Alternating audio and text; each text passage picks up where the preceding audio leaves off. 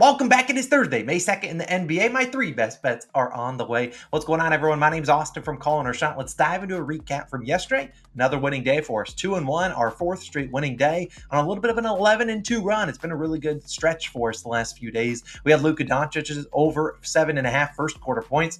He sweat, but he ended with 8. We appreciate it. We also took the Mavericks minus 2.5, a rare spread pick for me, and it was sweat free. They won by 30. They smoked the Clippers. Our only loss was Drew Holiday under 5.5 rebounds. He ended with 6, right on the hook. He had 3 offensive rebounds. Just nothing you can't predict rebound props, but especially offensive rebounds. It is what it is. 11-2 run. Let's try to go for a 5th straight winning day. If you are new, like I said, my name's Austin. Do me a favor, go down below, hit that subscribe button. That's 100% free. We're trying to hit 200K subscribers. We appreciate all the love and support you guys show. Hit that like button too. Let me know your favorite picks down below. Without further ado, let's dive into the picks today. I do want to talk about Fanatics, though. They have a really good offer right now, one that I've never seen from any other sports. They're giving you $50 in bonus bets. No deposit required. I don't know if that doesn't seem like a great business offer, but hey, they do whatever they want there. How you get that is you sign up, top link in description, and you get those $50 in bonus bets. Fanatics, one of the newer sports books out there, which is why they're trying to get people to use their app. It's on Connecticut. It's in Connecticut, Massachusetts, New York, Pennsylvania, and Vermont. So if that's in your state, you could get $50 in bonus bets. Not too shabby. Sign up using that top link in the description. But NBA picks incoming. We got 3 of them. I do want to put some sad news out there for my Pacers and Bucks fans. I have no picks in that game. I don't normally do 3 in one game, but I really have no good read in the Bucks Pacers game. The Bucks side, you still got Giannis and Dame questionable or doubtful. The moment I take a Bucks over, one of those guys is spawning in, and then the odds are getting nuked. And then on the Pacers side, they got like 8 people that shoot 10 plus times. I have no idea what's going on in that game, so I'm punting on it. I have 3 picks in the Knicks and Sixers game, a series that I've watched pretty much every single minute, and I really feel like I'm dialed in on that series, which is why I'm going to go there where I feel more confident. First pick of the day. First quarter prop. We've been dialed in on these. I think we've hit 5 of our last 6, 4 of the last 5 in the playoffs. The one we hit in the regular season was this exact one. Joel Embiid over 7.5 first quarter points, minus 120 on ESPN Bet. Now, I believe every book was around minus 120 to minus 125, except for FanDuel. They hit this at like minus 140. Normally you're used to seeing Embiid at like 8.5 or 9.5 points, honestly, for the first quarter. Getting a discount based on the last 2 games where he hasn't played too well, but I still think it's Embiid. Just like Luka yesterday, he was coming off 2 bad shooting games. He got it done. Embiid's kind of in that same scenario. In game 4, we saw Embiid not play well. Shot 7 of 19, which actually is my sister's birthday, so 7-1-9. We love that. But he went 1 for 6 from 3. He finished with 27 points. In game 5, he's like, all right, 7 for 19. I love Austin's sister. He shot 7 for 19 again. 1 for 4 from 3 and finished with 19 points. 2 rare bad shooting games from Embiid. Now, obviously, we know Embiid is not 100% healthy, but he's still one of the best players on the planet, and I expect him coming back home on his home court to show out in front of his home crowd. I mean, we've seen kind of after that 50-point outburst in Game 3, the Knicks obviously switched their defense and made it tougher on him to score, but in turn, they've kind of let Tyrese Maxey cook them, and that's what happened last game. Tyrese Maxey dropped 46 points. So I think this is a spot where maybe they lessen up on the defensive focus on Embiid, try to maybe put more on Maxey, and even if Maxey's cooking, Embiid still has the ability to get 8 points in a hurry, especially against the Knicks. Now, we've seen so far in this series, let's look at just the first quarter and give you a Q1 recap. You've seen Embiid score 15, 12, 6, 10, and 3 points, so over in 3 of 5 games this series. He's at 9, 10, 4, 10, and 5 field goal attempts. So back in game 3, only 4 field goal attempts, dealt with some foul trouble in that first quarter. That was the game he scored 50, though. So you're taking a first quarter prop, you're hoping that, they get it going early. You see the free throw attempts there. The guy playing a lot of minutes, 12, 9, 12, and 11 minutes. So if he gets out of foul trouble, he will get the 12 or 11 minutes in this first quarter. And we know Embiid's one of the best guys there is in the NBA.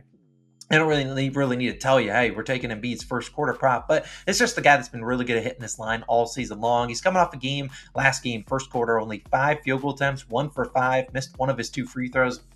I think Maxey had 11 points in the first quarter, too. I mean, Embiid's just been too good this season. He's going to get the minutes. This season, he's over this line, 7.5 first quarter points, 76% of games. When he plays 10 or more minutes, that improves to 82%. And when he plays 10 minutes and has 5 field goal attempts, 89% hit rate, 31 of 35 games. I don't really like to look at hit rates in terms of, oh, this guy did really well in the regular season. This is exactly how they're going to do in the postseason. No, because things change. But I really think Embiid gets going early in this one. I really think he's going to get at least 10 to 12 minutes in this first quarter, potentially play at all, given this is, an elimination game for them at home. I really think he's going to get the usage. 5 field goal attempts might honestly be enough for Embiid. We know how good he is at getting to the free throw line too. Good, or some people complain about it, but we know he's good at getting to the free throw line. You know it. And so I really think Embiid gets us 8 points in the first quarter. So Joel Embiid, my first pick of the day, over 7.5 first quarter points. I don't really like it at 8.5 because obviously that could be the difference between 1 basket and 2 baskets. We saw with Luka yesterday. He ended with 8. So I really do think this is a good spot to take him at 7.5. Give me Joel Embiid, first quarter points.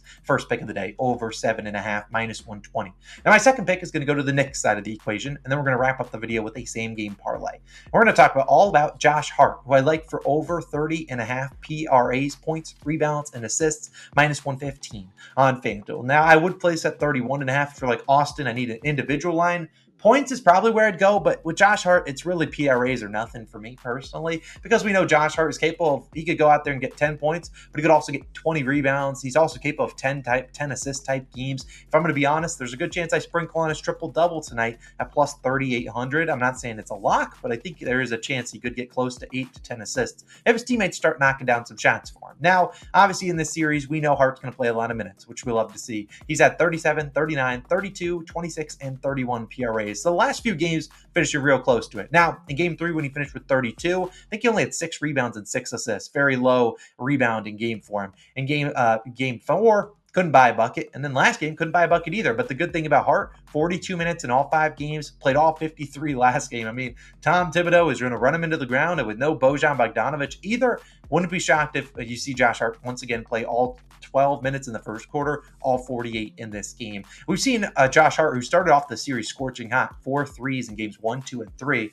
He struggled shooting the last few games. We've seen him in game 4. He scored 4 points, didn't even make a field goal attempt, and missed all 3 of his threes, 4 for 8 on free throw attempts, but did have 17 rebounds and 5 assists, which is kind of what you're betting with Hart. He could have those type of games where even if he can't buy a bucket, he could go out there and grab 17 boards. And then in game 5, he shot a little bit better. Obviously, hard to shoot worse than 0 for 7, but still 18 points on 7 of 17, 1 for 6 from 3, and he's still at 9 rebounds and 4 assists, but not a great shooting game for him. I think this is going to continue to be a theme. They're going to continue to let Josh Hart beat them. Like Jalen Brunson, obviously, is going to get his usage. And Juice McBride's been really good off the bench. Dodge DiVincenzo kind of been a non-factor so far. And so we're going to see them continue to, when Brunson drives, they're going to try to double on him, kick it out to a guy, and if the guy they're kicking it out to, it's going to be Josh Hart. So if he starts knocking down threes tonight, this should be a sweat-free winner. But I also think even if he isn't knocking down those threes, he's still going to get the field goal attempts. Like I said, 17 shots last game. They're going to continue to live and die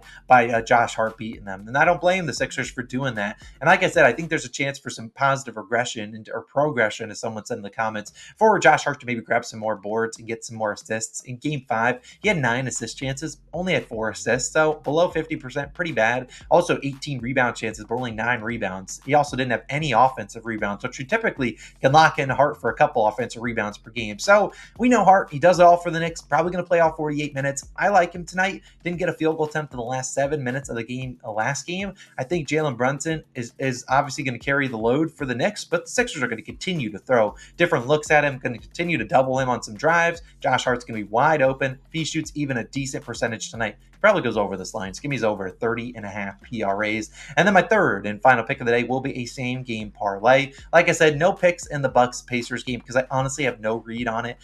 If I put out a pick in that game, I'd have like 50% confidence, whereas in these ones, I have 100%. I love all 3 of these pretty well. I think we get a 2-1 card at worst. Here's the 4-leg SGP, though. It is Jalen Brunson for 6 assists, Embiid for 8 rebounds and 4 assists, and OG Anunoby for 10 points. I love all 4 of these legs. Now, if you're on a different book, maybe like Bet365, which doesn't give you the 6, 4, and 8, I don't really love Brunson at 7 assists, although I do think he could get that. I do like Embiid up to 10 rebounds, and I think he could get you 5 assists. So do whatever you want with it. This is plus 110 on BetMGM.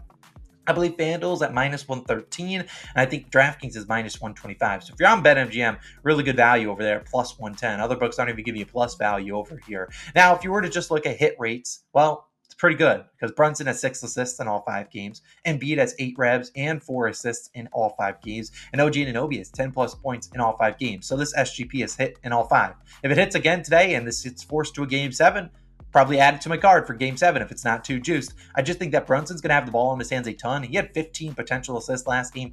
Barely got to the 6 or 7 we need here. OG Anunoby, now that Bojan's out, he's been locked into a big workload as well, playing like 40 plus minutes a night. He's a pretty good scorer. I mean, he's not, going to go out there and shoot 25 times, but he'll get the usage. He'll get down low and dunk and get some layups and stuff of that nature, cuts and back screens and 3-pointers in the corner. So I really like this. And then if they're missing, Embiid hopefully is grabbing the boards, which I'm confident he plays a ton of minutes once again, and he'll get the assist though. I don't need him to get assists in the first quarter. I need him grubbing and scoring a ton of points, but he can grub on the boards, get those 8 points, then he can be Magic Johnson out there getting 4 assists for us. I really like the same game parlay. It's plus 110. I like getting that. Is it 4 legs for plus 110 a great bet normally? No, I would say probably not, but I really like this one. I think this is locked in. I think that's cashing. 4 legs plus 110 on BetMGM. I really like it. So those are my 3 picks of the day. Apologies for no picks in the but Bucks Pacers game. I don't have a good lean there, and I'm not going to force a pick that I don't like. I want to continue this 11-2 run, turn it into 14-2, and keep building up that bankroll for y'all. So my picks of the day, we have that same game parlay. You can scroll back if you need to see those 4 legs. Then we got Josh Hart's over in PRAs, points, rebounds, and assists. And then obviously Joel Embiid's over in first quarter points. So have a great day. And let's, why do they have to start this at 9 p.m.? I don't know, but better than having to stay up to wait for a 10 p.m. start. It is what it is. You guys have a great Thursday, and I'll see you guys back tomorrow with some more picks. Peace.